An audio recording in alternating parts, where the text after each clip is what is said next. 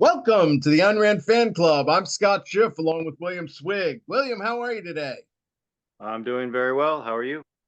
Good, good. Well, we're finally doing it. This is an issue that I've been wanting to talk about for a long time. Social hierarchies.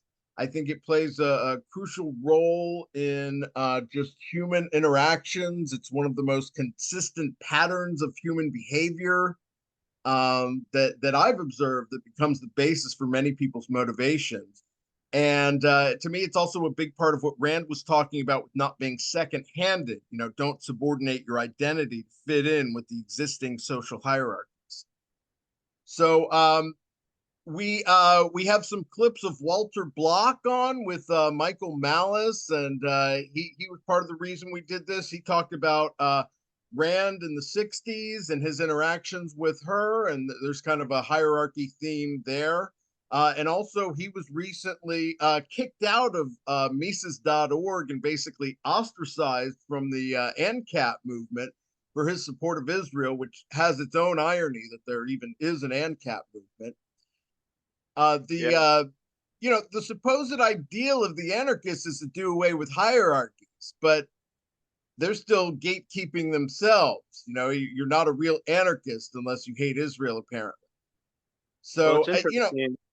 go ahead. If I just jump in real quick, yeah, this is a topic that I wasn't particularly interested in until you mentioned it to me, and then I started looking into it, and I saw a lot of current events that sort of relate to the social hierarchy and the dynamics of a group, and also we want to relate it to what's going on within objectivism. There's been several splits within objectivism, and there's definitely these organizations that attempt to speak for Ayn Rand and her philosophy. So there's kind of a pecking order within these organizations. Um, One thing we wanted to do up front is offer a kind of definition or concept of social hierarchy.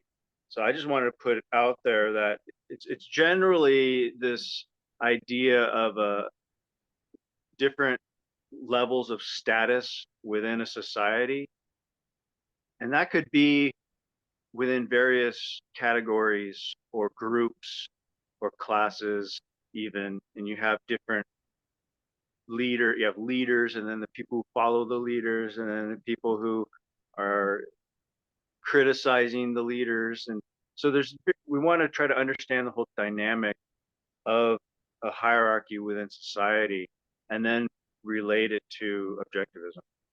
Absolutely. And I should say part of my motivation was even watching, Chimp Empire and the way that even chimps and other primates have their own hierarchies. And you could argue even other bees, do as well.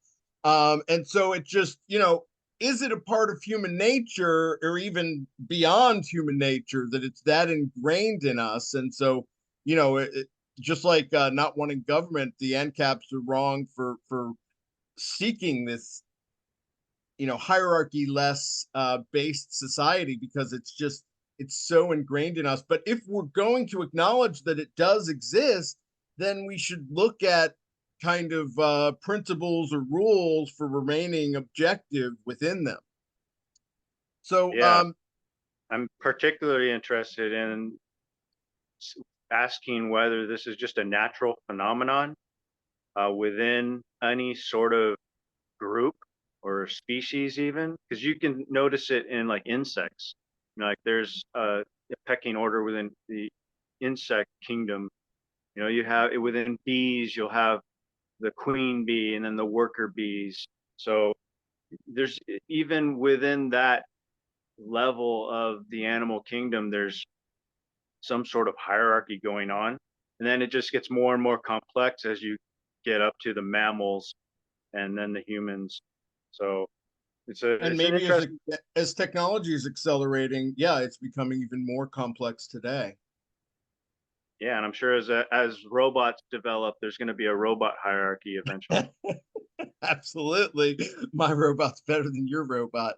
Um, in in Wikipedia, I looked up social group, and in the social sciences, a social group is defined as two or more people who interact with one another, share similar characteristics, and collectively they have a sense of unity.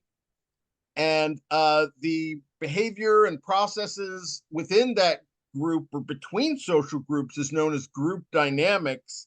And Kurt Lewin coined the term group dynamics to describe the positive and negative forces within groups of people. That Yeah, to me, I think characterizes what I mean by social hierarchies. yeah. Well, the concept unity there is key, and I agree with that. In order to have some sort of social hierarchy, there needs to be a unifying idea or principle or fact about that group. So you're going to have different groups. So you might have like the Americans, then you have the Russians, and each one has a hierarchy within that culture or society, but there's something unifying them. There's something unifying the Russians. They have a certain idea of what society should be like, and then it's different from what Americans think that society should be like. Right. Well, I mean, if you think about woke, their hierarchy is just based on your physical characteristics and whether you're part of a historically marginalized group is a signal of virtue. Yeah, I think that's a completely backwards thinking idea, and their concept of unity seems to be about racism. If you're not racist against white people, then you're not part of that hierarchy. Yeah, and there's often multiple hierarchies going on at once. There can be an internal versus an external one, where maybe your family versus your community, and in one role you're kind of dominant, but in another you're more, subordinate. I mean, there's types of people in these social movements that I've observed. There's the boss, there's brown nosers and enforcers, there are rebels like me. There's also those that don't want trouble, will ultimately shift where the momentum is going. Well, it's interesting to talk about these roles people play or the aspects of a hierarchy, because you can have different status levels within different aspects of the hierarchy or the social construction.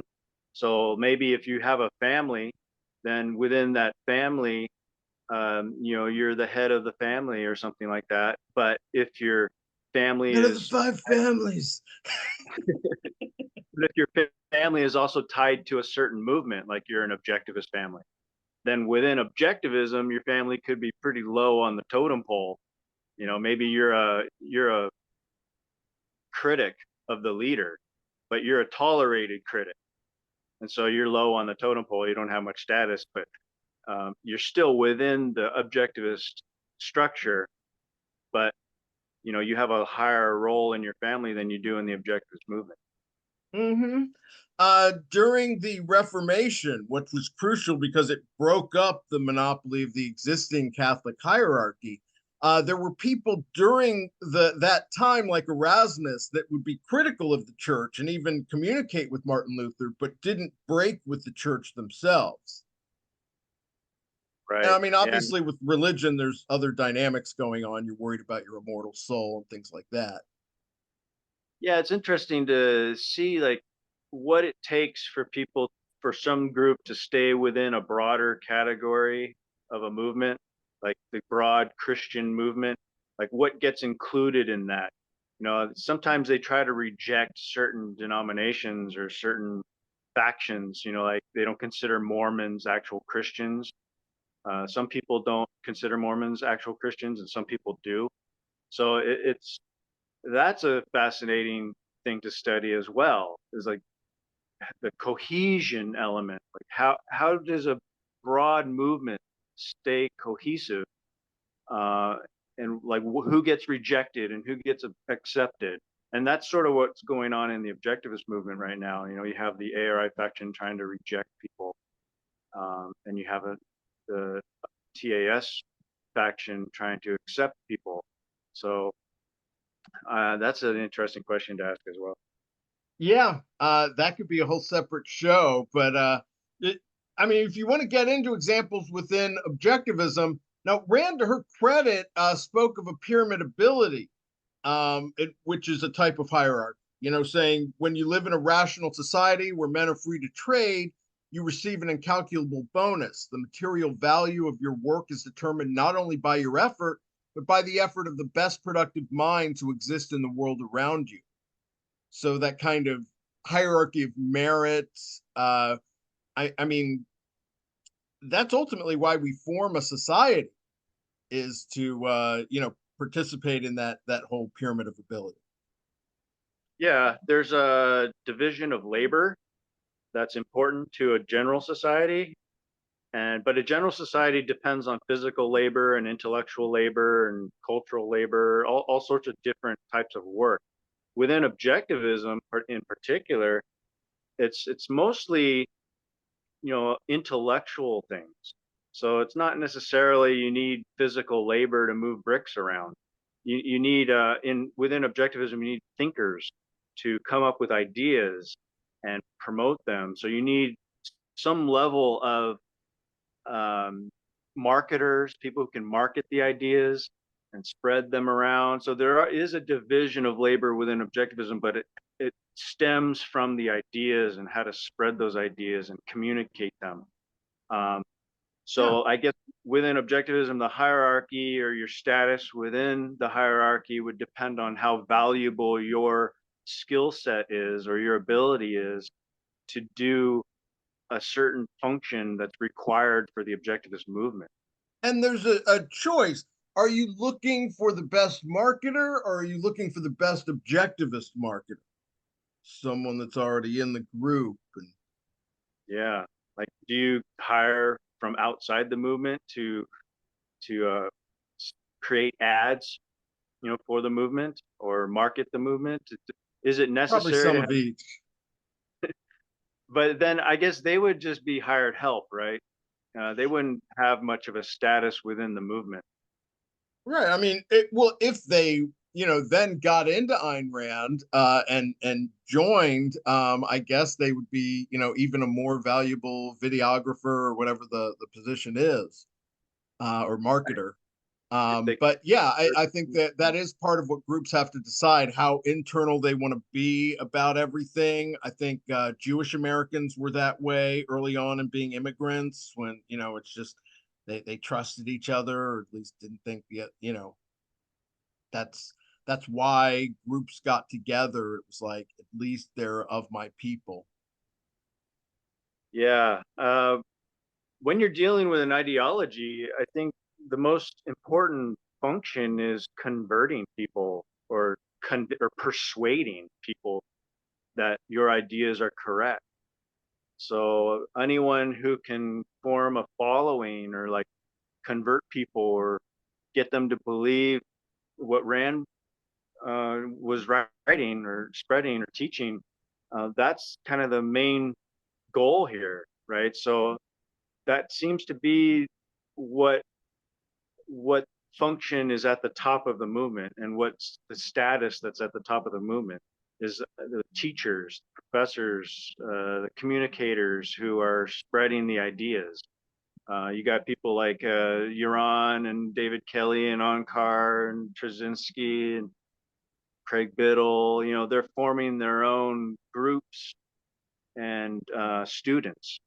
So Yeah. I think that's kind of like the top of the status, and then you got the primary students under those people. Yeah, part of the nature of objectivism is kind of everyone wanting to be the leader, just with that heroic and taking charge and entrepreneurship. It Yeah, may make it tougher for some people to back down, or just take a subordinate role. But I wanted to get to this clip because we talked about ANCAP Walter Block being interviewed by Michael Malice, and how he was kicked out of the Mises Institute. But he also had some interesting stuff to say about Rand and Branden relating to social hierarchies. The first time he met Rand was in the early 60s. He was a young socialist that actually thought he was going to convert her. I Okay. stuck my head between Ein's and Nathan's, and the other people were there, Leonard Peikoff and Alan Greenspan and the whole gang there. And Branden was very, very nice. He said, look, there's no room at the table here for you to sit, but I'll come to the other end of the table and I'll talk to you under two conditions. One condition is you don't allow this to elapse with one discussion, but we keep going until we settle this. Oh. And I agreed. And the second one is I have to read two books. One was Atlas Shrugged, and the other was Economics in One Lesson by Henry Hazlitt. And I read the books, and I couldn't put Atlas Shrugged down. I mean, I still think that's the best novel ever written. I'm a big fan of Atlas Shrugged. I know. The Fountainhead's a better novel. Okay, well, we can agree to disagree on that. You're objectively wrong. So, in the early 60s, they didn't have a never sanction a socialist policy.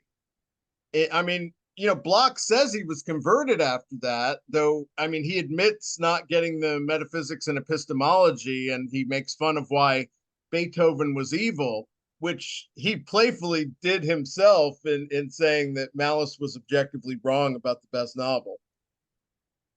Yeah, well, he's a libertarian type, right? So he was right. converted. He was converted on the politics and the economics, but not necessarily the ethics or the epistemology, which really is the most important thing that Rand had to contribute, in my opinion.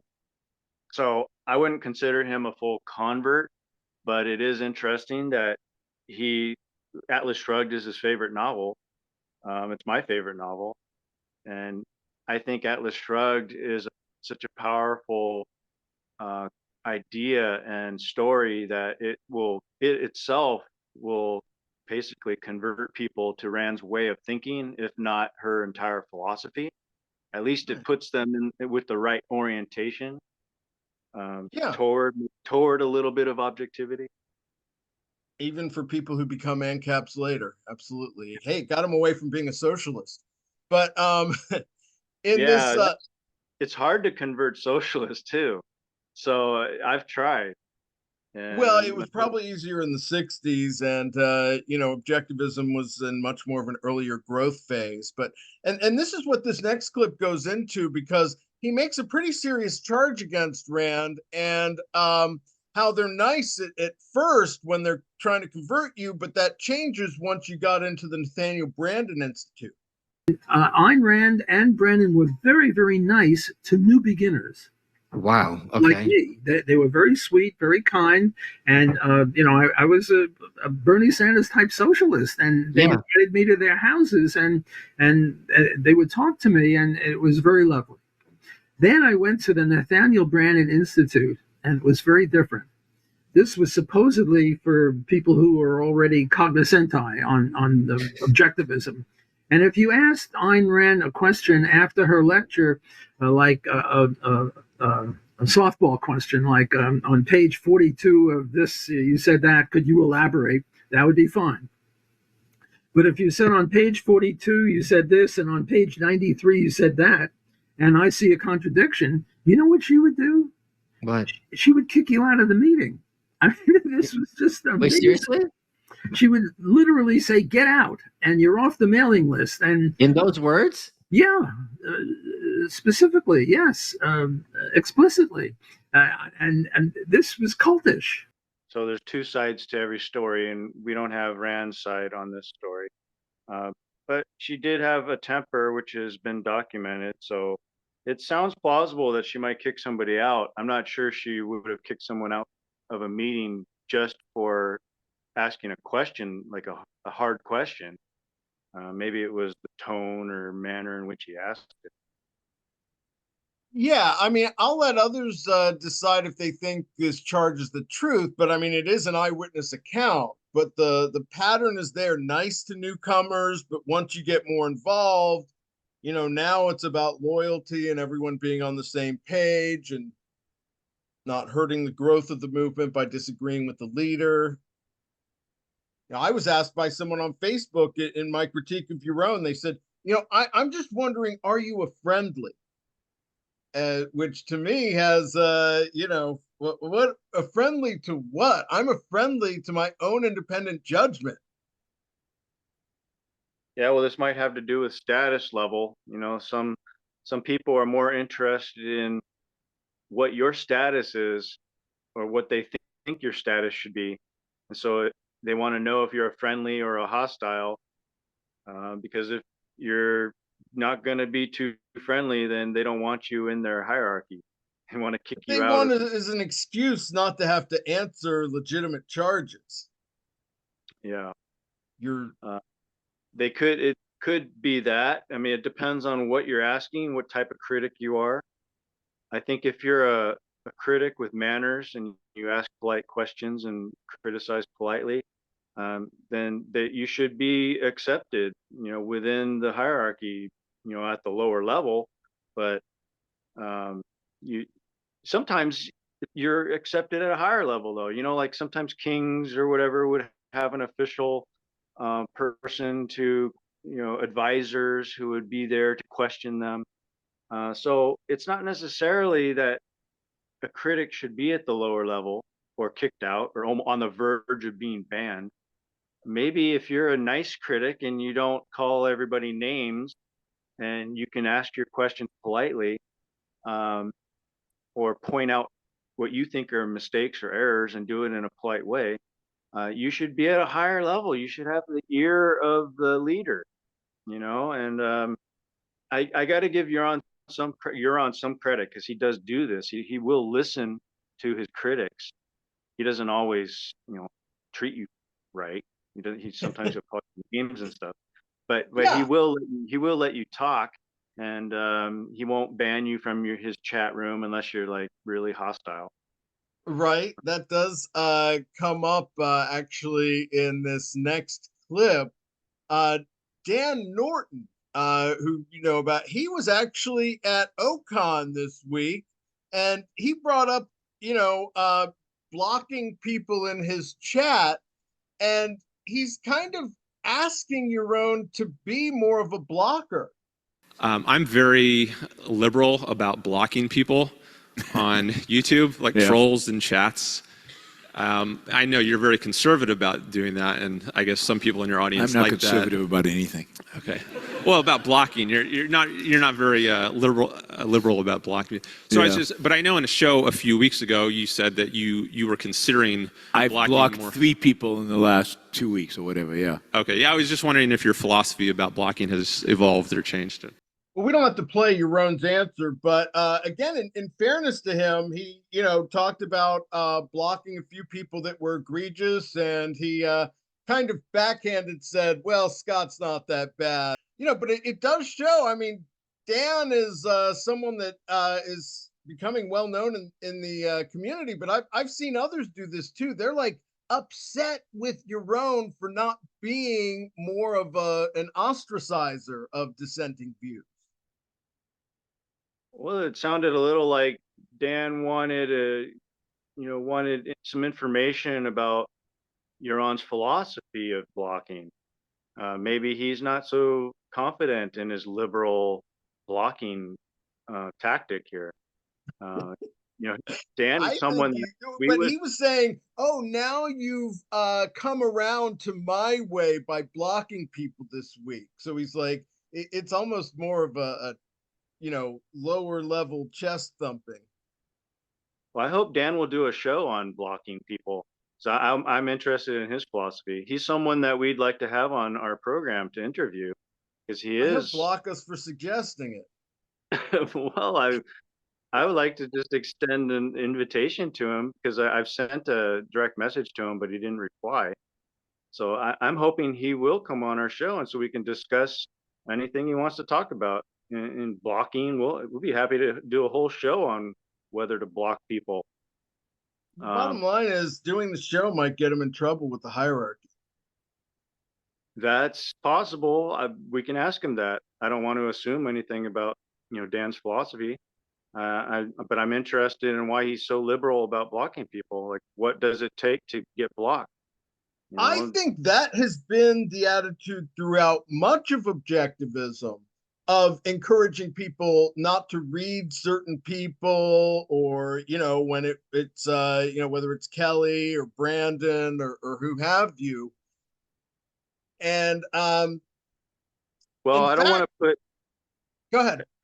I don't want to assume anything about Dan. So this isn't about Dan. I've just noticed that others tend to block just because you are criticizing Yaron. So even though Yaron doesn't block me when I criticize him, I get blocked by other people who don't like how I'm treating Yaron. But Yaron doesn't have a problem with it. I mean, he'll call me names, but he'll let me talk in his chat room.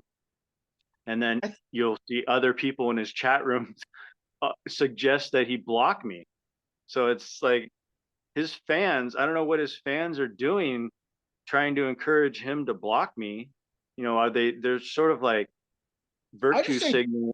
They're kind of virtue signaling, I guess, to their leader. Hey, And look. he has told that, he says, I don't block, but you can block. And so he's kind of encouraging that. I think as the leader, there's almost more of a desire to know of any pending rebellion. So you want to hear all criticism. And, Yeah, well, Yaron, I think, has a good sense of who to block. I think he knows that it's important to listen to his critics, as long as they're not calling him bad names and stuff. So right. That's kind of why he tolerates me, because I don't resort to name calling. I try to make solid points and just stick to facts. Exactly. Well, but I was going to say something else. I think another possible reason why people will suggest that he ban me is because they think he's wrong. Like you get a sense that these people disagree with Yaron's policy, and so they, in a sense, those people aren't deferring to him. They're kind of a little critic themselves. But they're I'm not doing sure about that. I think they probably just don't want the issue discussed. They don't want to hear criticism, and they want to act as like a defender of it. But don't you think it's like a passive aggressive way of disagreeing with Yaron? Well, Saying, I think they're you should worried that ban like this he guy. can't take care of it himself. I mean, that comes up in a debate clip later. Yeah. But I do want to at least shift gears, because speaking of people that have been blocked from the movement, for the longest, Nathaniel Branden, someone actually asks ARI's main psychology expert about her thoughts on Branden and Six Pillars of Self-Esteem, and she's not really read much from him. Tim asks, hi, Dr. Gorlin, a controversial question, I admit. But leaving aside his favorite kind. leaving aside his role in objectivism, what is your take on Nathaniel Branden's work in the field of psychology? Did you find value in the Six Pillars of Self-Esteem? Okay, so this is an easy one for me to answer, unfortunately, because I haven't read it, full disclosure. And I haven't read it partly because I do have a bad taste in my mouth from really knowing the story of, his personal life and actions and how they impacted, Rand and others, who are important to me, right, as figures. So, I think she kind of started answering the question before even the book was mentioned. She's, I think, implying that she just hasn't read any Branden, and it's because of how he treated people who were important to her. So, I mean, I can appreciate loyalty to your values, but can there be a fine line between that and any kind of social hierarchy motivations? I mean, Allie was on here before saying that, she was told explicitly in 91 not to have read Branden when she, and by Peikoff at one of these conferences, and she felt bad about it because she had. So that attitude did exist in the movement, even if it may have changed over time. Well, a couple points. I'm not sure it's clear or not whether she's read any Branden.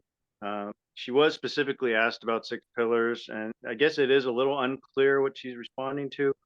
But there are works by Branden in Ayn Rand's collections of essays, so she may Right. have You read. mean the post 68 stuff? Yeah, so anything after the split, she probably, you can assume, hasn't read. It sounds like that's what she was implying. And But that also, at least some of it had to do with loyalty or to friends that she felt were mistreated. yeah, it was, so her motivations for not reading, they might be related to a kind of deference to her affection for Rand, because she didn't like the way Branden treated her. So that seems to be part of her motivation. But that's also kind of a personal issue with her. So I'm not sure how much it's related to any sort of social hierarchy. Um, Well, let's continue and see from these other clips. She does admit that she gets questions about him. And so I can't really speak in great detail to the quality of his work. It comes up sometimes. Like he's one of the few figures within Objectivism that I've maybe once or twice heard his name come up among non-objectivists just talking about self-esteem. Like they've come across his books, so for whatever that's worth, like, he was successful at disseminating his ideas, for better or for worse. I've mostly just have anecdotes to go on, and the anecdotes have left me with that bad taste, where he would go around at parties saying to like everyone who encountered, like, you are being watched and judged, my friend, watched and judged. I'm like, what is that about? But that's not a formal assessment of his work by any means. And so I'm sure that there's value. do you know what she's referring to with the being watched and judged? Well, I mean, it is clear to me that by her own account, he's warning people that you cannot talk to me or you're going to be watched and judged and shunned from the movement. Well, I don't know what that's referring. Like, what source does that come from? Because I know that Yaron once talked about seeing Nathaniel Branden at a party, and Nathaniel tried to get Yaron to come and talk to him. This was like after his stroke, even, and he apparently said to Yaron, don't worry, you're not going to get in trouble. And Yaron said, I'm not worried about that, but he didn't talk to him. But it's a fine line between, because when loyalty's involved, there's somebody that's looking for you to be loyal. Well, if I can like pick apart what Gena was saying, Sure. she seemed to take offense to that comment that she heard anecdotally, and I'm thinking maybe that was his form of joking around. Like he's at a party, maybe he's trying to joke around with people, using the basis of what Rand would say is judge and be prepared to be judged. So like that's like his way of joking around with the saying. Right, but I mean, he's made charges alluding to dogmatism in the movement since he got kicked out. Okay, well, see, I don't know the context. I don't know the source. And Gena didn't provide more context for why he was saying that. I just think when you've decided that you're not going to like someone for loyalty, you don't want to admit that's the reason. So it's like, now, he hurt some people I liked, and plus he said watched and judged at a party, and that just left a bad taste in my mouth. So here's my deeper point about this, is that she doesn't seem to know the full context of that comment, and it's like she said, "What's that about?" And so, and then she uses that as the basis for the bad taste. And I'm gonna say, Gena, what's that about? Why are you using some flimsy grasp of some like anecdote as the basis for the example you're giving for not liking Brandon. Why don't you just go to the affair and the split and the stuff that's actually well documented, and even talk about Valiant's book, like what's in. But it's become less feasible to say, I don't like him because he hurt Rand. So people come up with, oh, he's just, he got into ESP or whatever, and finger tapping, or it just whatever they don't like. Once you've decided that someone is ostracized from the group, same thing with libertarians. You're going to look for reasons to hate them. I know it's such a flimsy example. Like if I were to have this attitude of I'm never going to read Brandon, my main example would be that he lied and manipulated Ayn Rand. That would be the main example. It wouldn't be some little party comment he makes. But it's tougher to defend these days. It's saying, are you objective if you're not actually, and this actually comes up in the next question to her on her next appearance several months later. She's asked why she isn't curious about the main voice of psychology in the history of the movement. For years, not reading Brandon was an unspoken objectivist rule. You say you hadn't read him due to bad taste, but why aren't you curious about the content of the main voice of psychology in the history of the movement? Fair question. I didn't know there was an unspoken rule. In fact, I've been told and lectured about needing to read Brandon by any number of voices in my life. So if anything, I've heard a very spoken rule that I should go read Brandon. And I've read bits of Brandon now and have, kind of slowly, gradually. Part of the answer is just opportunity cost. I have way too long a reading list at any given time that every single item on that reading list is crucial to my life and work. So part of it is honestly just, that probably it would be valuable and I'll get around to it. But some of the reasons also have to do with some of my kind of informal understanding of where he fits within the history of the field. And I do have some sense of that. And he's a pretty sort of minor figure in a mostly kind of outdated and refined and revised idea about actually self-esteem, which largely I know he got from Rand, and which from the reading I have done, I have a sense of kind of the mix of what's new here and what's not, and what's confused and, and what's fresh. And my sense is I'll probably get some marginal insight and value. So there she's developed a more sophisticated reason for not focusing on Brandon or reading much of him. Yes. It's also interesting.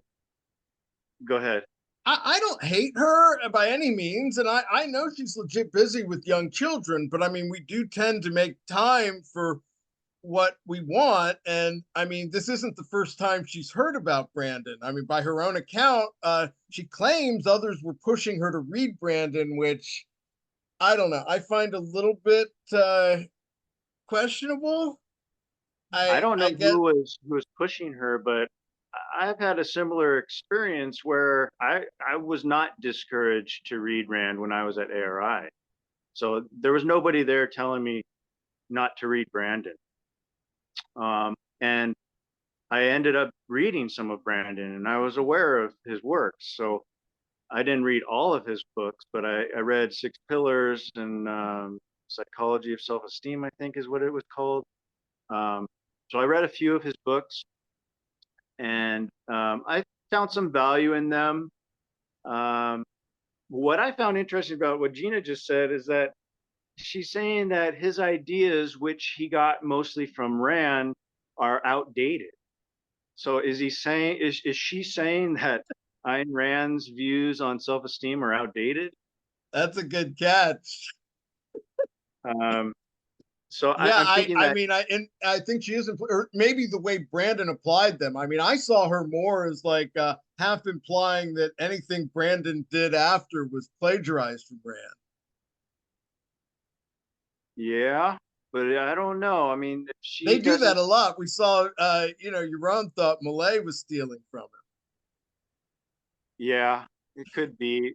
That's probably what it actually is that she doesn't think she needs to read Brandon because he's just a copycat of Rand. But And so, also, she was saying, we know his role in the field just with what I've read, as if somebody's role in the field determines their objective value. That's just what the other yeah, experts in her psychology social hierarchy want her to read. yeah, I'm not really buying the whole idea that he's a minor figure. I mean, she should base her valuation of him on his theories and his ideas, and not how popular he is. So, and of course, he's a popular figure within the objectivist movement. He's at least a historical figure. So she should have some interest in that, just because he was a primary figure in the development of the objectivist view of self-esteem and other psychological ideas. Yeah, I just, how many different rationales do there have to be before we wonder if we're getting the full reason? I mean, he's a minor figure in the field. What he got was from Rand. Even though she hasn't read it, she has a good sense for what she'd get out of it based on his role in the field. And, I mean, what happened to Branden mistreating those she admired and watched and judged? So there does seem to be some, if not explicit, some more subtle deference to the hierarchy and the fact that Ayn Rand kicked Branden out of the movement, and people at ARI don't like him. But she does seem to be coming around to the idea or the notion that she should at least know what he has written or his primary theories Yeah. and ideas. I just think as a psychologist, it would be for her to kind of identify some of these group dynamic things that are going on in the movement. There's a Wikipedia on group dynamics. William Schutz, looked at interpersonal relationships as stage development. It starts with inclusion, am I included? Control, who's top dog here?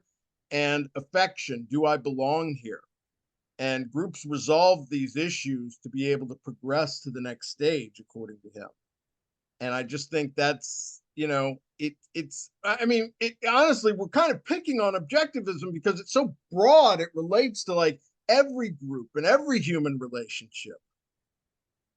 Well, if it's true that social hierarchies are just a natural function or natural occurrence, fact or reality of society, then it's going to relate to the community of objectivists.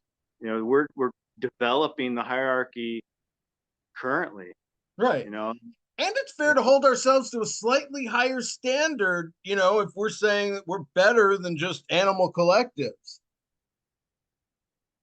We're also saying that we're better than other human collectives. It's right. So they're at least ARI is trying to say that they have the best ideas, they can form the best culture, they're going to form a revolution, have a second renaissance, so, but then when you get a little bit outside the ARI orbit, you start to find people who are more interested in broadening the idea or the sphere of Rand's influence to religious people, and libertarians and conservatives. We want to not just form a pure objectivist community. We want to integrate these ideas with other communities, with primarily the communities in America where Rand was writing and spreading her ideas, with religious people and conservatives, and even the better liberals who have a head on their shoulders. So, yeah. Well, we want a broader coalition and a broader community who respects Rand, and so we're going to be more of like Rand fans. That's why we call our show, Ayn exactly. Rand. And Yaron has no problem with me forming coalitions, except he thinks I'm going to usher in fascism. Yeah, well, we're compromising our principles because we're talking to religious people and trying to help them. Right. Only our social hierarchy. They want a monopoly on proper social hierarchies to talk to. Only Yaron they was can asked. Go ahead. Oh, I was going to say only they can deal with libertarians and not compromise their principles. That's right. That's right. And only the decisions they make are the right people to sanction. But this next clip, Yaron was asked about corporate politics, and not surprisingly, as a leader, he seemed to think it was more about everyone keeping their place. Called corporate politics or workplace politics. I think they are at their healthiest. They are best when roles and responsibilities are clear, where people know who's in charge, who's the boss, when they understand what their role is, and where everybody kind of gets it, where there's no, behind the scenes backstabbing and people don't know and who's the boss and who's making decisions. And so you want transparency. You want transparency into what's actually going on. It's not at all like schisms. It's absolutely nothing like schisms, Scott. Couldn't help getting the Scott reference in there. Yeah. Well, it's not clear to me, the connection. Maybe you can flesh that out for me. Like what is the connection between corporate politics and schisms? Yeah, I think they're like schisms. I mean, it's possible to be ostracized at work without being fired. Kelly was apparently at ARI for the last year with everyone hating him. I just think that, there are different levels of ostracization that happen before they fully just, remove you from the tribe or group forever. It could be that schisms develop over time, so when you think of a schism, you think of the final breakup. But in corporate politics, there's people backstabbing each other, trying to, climb the corporate ladder. And so maybe there's I worked with some of those people. All this stuff going on behind the scenes that cause schisms later on. And, that you get corporate breakups and, founders hating each other and splitting up the company. But I mean, it's part of the life cycle. There's experience. A new guy comes in and he's a young whippersnapper. He gains some experience and he's ready to take over or go out on his own. And then you've got the older leadership that's been in there for a while and those fresh ideas. I mean, you see this happen. Well, I think sometimes it's good. Like it's a good breakup. Yeah, that's why I think, this idea of knowing your place that Yaron is talking about as the leader, it's like, no, sometimes there is a time to rebel and say, hey, the old guard's not getting it done anymore. There's a new direction. Yeah, and this takes us into the subject of bad hierarchies. Like what happens when a social hierarchy goes wrong or goes bad, and what do you do about it? You either have to fight for control of the group and change the hierarchy up, or leave and create your own new group and a new hierarchy within that separate group. So, and then what causes a hierarchy to go bad or a group to go bad? I think there's a lot of corruption that can happen, especially if you start having bad ideas at the top. If your leader starts spouting bad ideas, or if maybe you start with a good, decent philosophy, but then the new leader starts corrupting it with his own ideas, and it starts. From my observation, I just think that a lot of these leaders will, try to cover up something. They want to present how they're doing in the best possible light. And they will do things to hide reality and even change processes to make that happen. And that's when it starts to, we're not all rowing in the same direction. It's more about protecting his place in the hierarchy than the good of the organization objectively. Yeah, you start seeing things like clout chasing, power lusting, when these things start taking precedence over objectivity and truth seeking and, honesty, and Yaron's talking about transparency here. I'm not so sure transparency is like the primary virtue. Like, should you be transparent about everything that goes on? I mean, sometimes things need to remain secret. But is he transparent about everything that goes on? I don't know. But transparency doesn't seem to be like the first principle I would think of. I'm thinking of objectivity, honesty. Yeah. And He doesn't want any secrets from him. Yeah, you don't lie to people, but you're not completely transparent. Like, you're not going to give all the financials to everybody in the corporation. So Right. it's like, how much transparency is he talking about? And how does it make that a principle? Like, why is transparency the principle? Speaking of schisms, some poor soul asked Yaron what he thought about the objective standard, not knowing about Yaron's feud with Biddle and Barney. Oh God, PB says, what is your opinion of Andrew Bernstein and a publication called Objective Standard? They have a conference in June in my hometown, worth engaging. Look, I try not to comment on other objectives in publications and intellectuals. If you do a little bit of research, you'll know that I have a big falling out with the Objective Standard. I was there at the beginning. In many respects, I would say that I helped shape the journal at the beginning. But I and none of my friends, if you will, and none of my colleagues have published there since 2010, I think. And there are reasons for that, which I don't see any reason in this context to go into.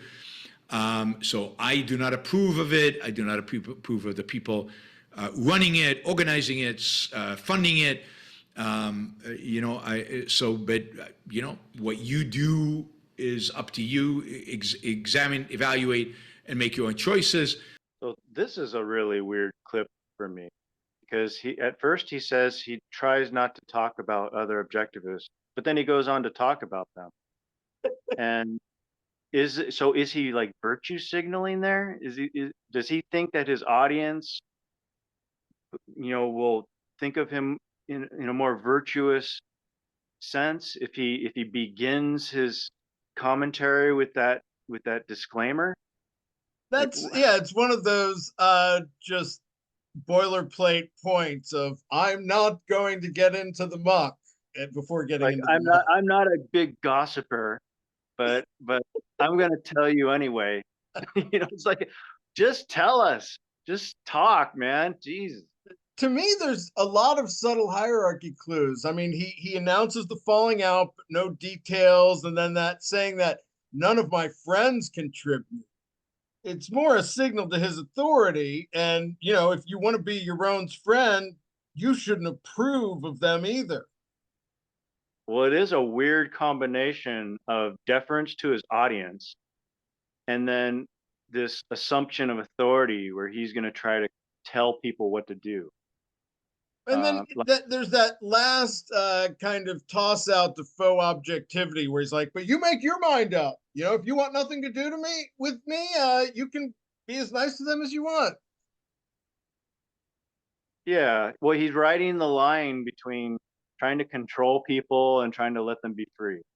And let them think he's not controlling them. Yeah, it's like, I don't really know what he's doing. He's on the tail end of his reign, so he's but pretty much. I think there's some, that's no one admits that they're saying don't read him, but I mean, that was what none of my friends contribute. I mean, message. That's a mess. That's a subtle message to his friends. Like, anyone who wants to be my friend can't be friends with these other people. Exactly. But I'm still stuck on the disclaimer. Why is he saying I try not to talk about other people? Is that maybe he's trying to get his audience to not be like him? Like, he wants to be able to talk about people, but he doesn't want his audience to talk about people. I like that he's saying that the publication is no good, even though he's still trying to take credit for helping start it. Yeah. He's like, yeah, well, it didn't go very well then. I mean, he started something that ended up badly. So But- it seems to be a common pattern with him. I want to switch gears a little bit to the clip that you recommended on Bret Weinstein discussing his view of Goliath and how that plays in. Using the term Goliath to refer to a force in the universe that one can detect. What is Goliath? Goliath is the force that opposes meaningful change. Now, I say that because, first of all, change is all around us. There's obviously no force preventing change. But those who have achieved disproportionate power, rent-seeking elites who have disproportionate control, disproportionate security in the future, tend to use that power to prevent radical shifts, because radical shifts can only take them in the downward direction. They're very unlikely. If you're at the top, you can't go up. So this force is troubled by anything that threatens to introduce some kind of change, any event horizon beyond which the future is unpredictable. Goliath opposes that. So the prime directive for Goliath is no meaningful change. Right. So I thought this was a very insightful theory that Bret has. And I think it can be applied to the objectivist movement. One thing he says is that when you're at the top, you can't go up. So people at the top, sometimes they will oppose any meaningful change, because then that means a change at the top, or at least something affecting the change at the top. And that's not good for the people at the top. But I just thought of something. I thought it's not really the case that if you're at the top, you can't go up. Right. That's only if you've reached your intellectual ceiling or your power ceiling or your potential. Your creativity ceiling. Yeah. So if you're a better leader, you have no top. You continue going up, and you'll bring people below you up, and up. And because you will seek the bright ideas from the people below you. And if you recognize anyone who is better than you, then you're going to step down and let them, go up. And you're not. That hardly ever happens in reality, even in the objectivist movement. But it does. It happens when, you have a new CEO of a company or a new chairman of an organization. The older chairman, like Leonard Peikoff, stepped down. He didn't die. I know, but I mean, he did it after a long time, and even sometimes, when he thought Yaron was crazy in 2020, I mean, he probably started to regret his choice a little bit. And there were other people vying for the role, and I mean, there may have been demands that he made over the years that were relating to that, versus necessarily he thought Yaron was the most, had the best skill set. Yeah, I mean, so the problem I see is that the people at the top have trouble picking the new leaders, right? They do a horrible job of it, and I don't know why that is exactly. Maybe it's because there's nobody better. Yeah. Or they don't like the fact that the people coming up below them have a tendency now to point out problems with Brand, or they don't subscribe to the entire philosophy. So, and at ARI, they're trying to maintain this purity of the ideology. Right, and keeping it closed in an open world. And that's going to be harder and harder to find in somebody. Yeah, that's why I think open is probably going to end up winning out in the long end, even if they don't call it open. But I want to say I can relate to what Brent's speaking about, because, speaking of new social hierarchies, I'm into the new EACC movement, effective acceleration. I even put that as at the end of my Twitter handle. They're all about moving tech forward faster, and they called their enemies D-cells. Either regulatory agencies or people who generally are trying to slow technology. And, in many cases, it isn't the entrenched institutions that need reform or revolution to make meaningful change, but it also has to be tempered, versus people like Wokie saying that, it's objectivity or the rule of law that's holding humanity back. I think in a free market, you would naturally have the best technologies, rise up and become dominant. The problem with that happening is that we live in a regulatory state. So what's probably going to happen is a lot of the best tech is going to get regulated to death, and it won't naturally occur. This hierarchy and this movement upward won't naturally occur because the state will find some company to favor, and then they won't let the good tech companies rise up. And that probably happens within the objectivist movement as well. You have some sort of regulatory organization trying to regulate the progression of the objectivist movement, and that's going to hinder anyone who wants to throw out some of Rand's flaws and then fix certain ideas. Whether you call it open objectivism or neo-Randianism, I don't really care at this point. Or principles with context. Yeah, it's just you develop a philosophy, incorporate what you want from Rand, and call it whatever the heck you want to call it, and then we'll hash it out later. Okay, but the important thing is to come up with your philosophy and make it objective, make it true, make it grounded in reality. Problem I see at ARI is that they tend to value other things besides what Rand valued, which was objectivity. Even though Rand may have made some mistakes, she's not still, according to Walter Block. She still put reason and objectivity at the foundation of her philosophy. So I think she would be, if you made a really great argument that she had a mistake in her ideology, she would listen. Yeah, at least if you caught her on a good day. Yeah. If you were a newbie. At some point, she had to be developing her philosophy. It couldn't have been 100% true, right out of the batting cage. So she had to, at some point, understand the value of correcting mistakes and identifying mistakes and developing the philosophy. So I think that's the attitude that we should be having today in the objectivist movement. Not necessarily embracing this idea that your ideas can be part of objectivism, but that your ideas can fix objectivism. They can correct some mistakes that were in objectivism.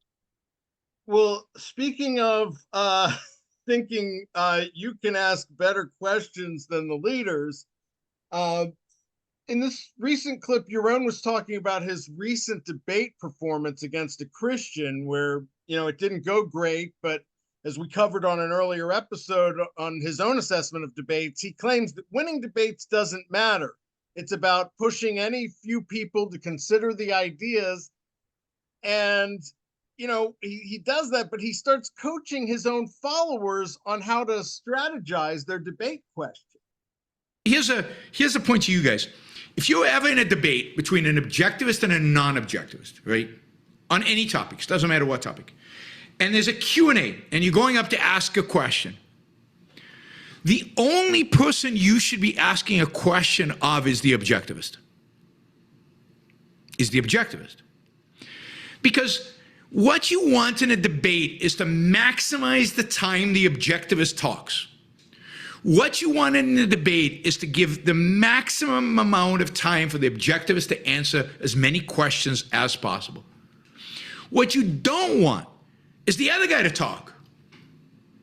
He's irrelevant, really, because it's between the objectivist and the audience. That's the dynamic going on.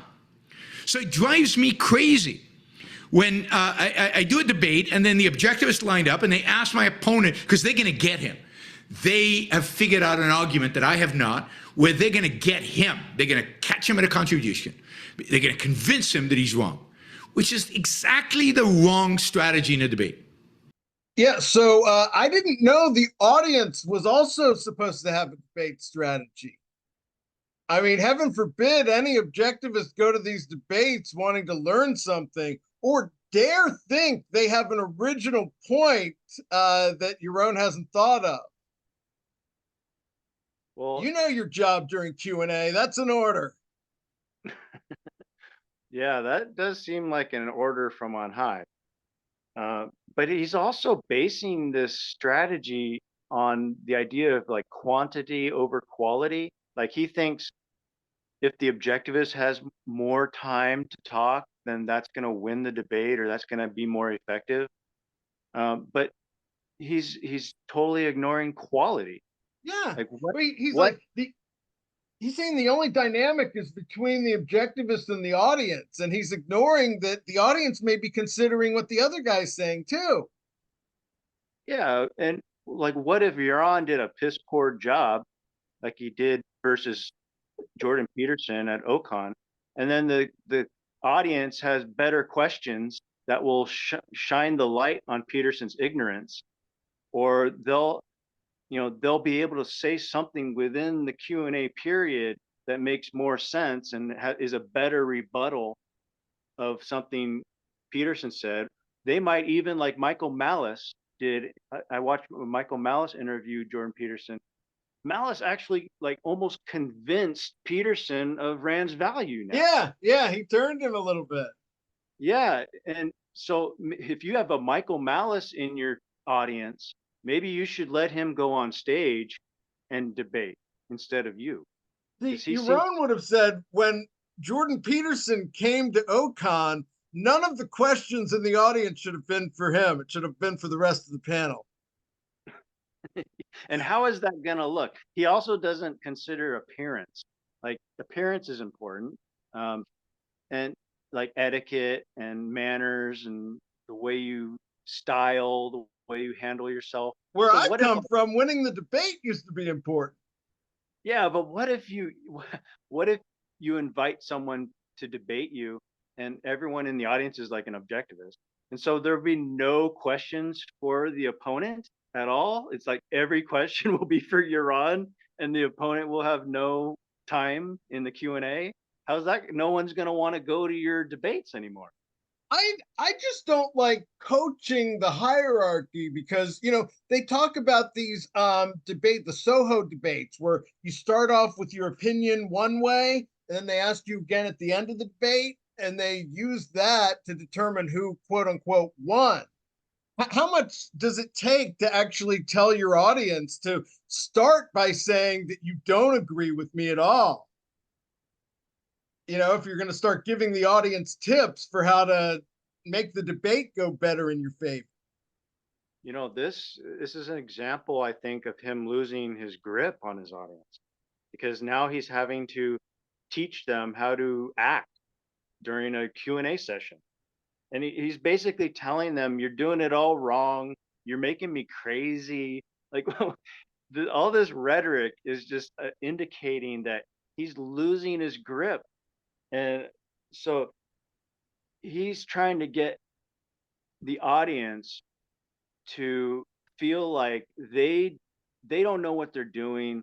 They're not in control of their own actions during the Q&A. They're just a foot soldier for Yaron and they need to obey what he's saying. You know, they have no free will. Like he's eroding their free will.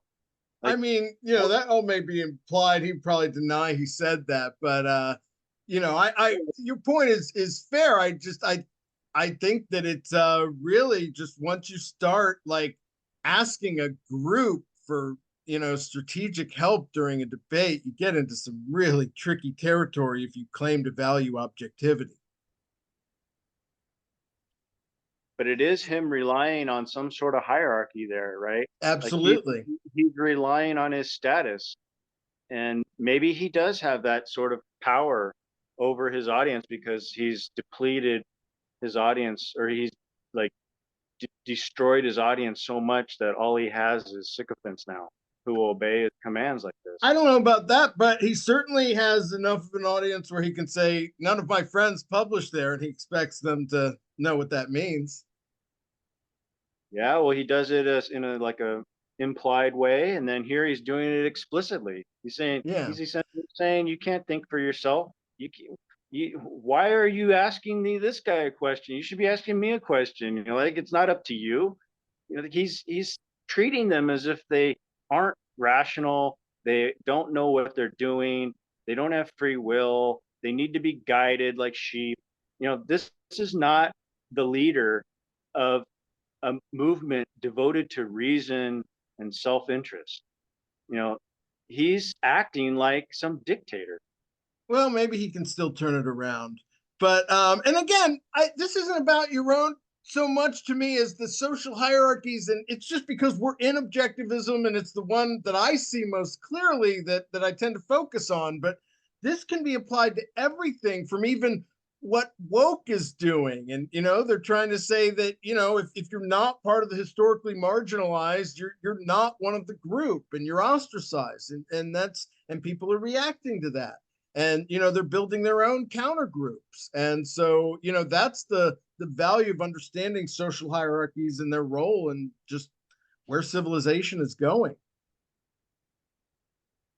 Yeah, well, I don't Any want final to thoughts? Yeah, I mean, I don't know how bad our cultural situation has gotten. You hear people say it's been bad for a long time. Even when Ayn Rand was alive, she was talking about how bad it was. But it seems like a very bad time right now, and it's like people are stressed. You got people just going ape shit over Trump, and people who just think Biden. I mean, I think Biden is cognitively not there, but people talking trash about Biden. Nobody likes the other side one bit. We're just splitting down the middle, and I think the same thing's happening within objectivism. Each side hates the other now and can barely tolerate the other side. And this is a sign that the hierarchies have failed. The elites have failed us. The followers have failed the elites. The elites have failed the followers. It's just a travesty all around. The hierarchies aren't being objective enough. It's when they care too much about the leaders versus moving the ball forward. Something terrible has happened to the quality of our leaders, to the quality of the hierarchy within our society. And I think we're due for a big split. I think we are splitting, and whether we're going to get a better hierarchy, I don't know if that's going to happen or not. But I think we need to chop off the left and get that out of the way, and see what remains, and see if it's salvageable. And if there's some sort of proper hierarchy within the right that we can be developed, and whether we can fit into that hierarchy somehow and maybe be a critic, be a respected critic. I'm ready to jump on the ACC bandwagon. I'd never even heard of that, so I hope. Oh, you'll have to check it out. There's a lot of really good stuff. There's a guy that goes by the screen name of Bret Jesus, and he's like one of the leaders. It started with Mark Andreessen's Tech Optimism Manifesto, and so those two guys are kind of the leaders. It's just really cool. I just see it as an application of Rand. So but us open objectivists can do that. Well, Bret Jesus doesn't sound very serious. I know, but I mean, it's part of his check. I recommend following him on Twitter because he's also very anti-woke. He sees it as just decel stuff. And, and I mean, he's an engineer. He was interviewed by Lex Friedman, and it was actually the episode right after Jeff Bezos, which Lex commented on the irony of. Okay. So, but well, yeah, just like no, don't. He has a real name, Guillermo Brand. But yeah, okay. As long as he goes by a decent name, it doesn't have a silly name. Well, we'll see what we the hierarchies like good English names. Well, just one. So one just final point about social hierarchies is I think a lot of us need to decide if we're going to try to remain within the official objectivist authorized community around ARI, and if we are, we need to have decent etiquette and manners so that they will listen to us, because there's no point in criticizing people if you're not going to have a proper etiquette, and then they'll listen to you. If they're just going to ignore you, then why are you talking to them? You're just calling them names, and they're just going to ignore you.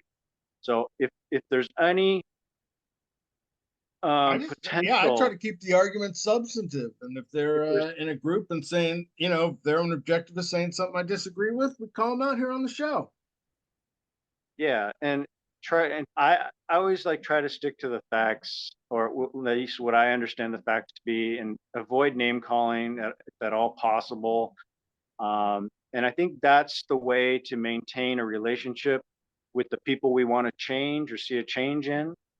And I think a lot of them will listen to us if we just put. So you're doing the transparency thing. You're giving them our strategy. Well, I think this should be an open strategy for any critic. If you really want to be listened to and you want your ideas heard, then be polite. And you can be harsh in your criticism, but don't resort to name calling. Try to avoid fallacies. Try to make solid arguments that appeal to whatever reason they find acceptable. I kind of try to mirror how they're acting towards me. Yeah, well, if it gets to that point, where they just start calling us names, I think really it's just a bad influence of Yaron. Maybe Yaron needs to go, because it's easy to blame him, but I just we're probably not going to solve it all in this one episode, but I do think there's a place for reform, and you're probably more in the revolution camp.